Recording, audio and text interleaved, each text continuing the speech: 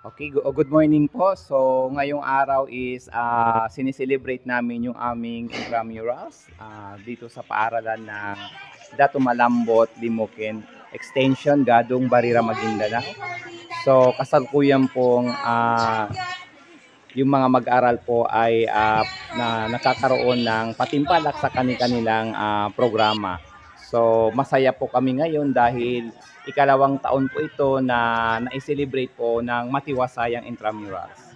Ngayon po ay meron po kaming mga bisita at kagaya po ng aming mga hurado na dating paramata ng Buldon 2023, limang magagaling na guro mula sa Dinganin Buldon, Maguindanao po. Sa kasukulukuyan po, meron po silang representante na pinadala.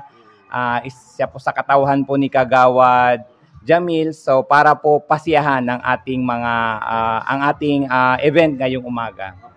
Okay, so ang ating tema ngayon po, alam po naman natin na sa intramurals po is pinopromote po yung unity, camaraderie, and sportsmanship.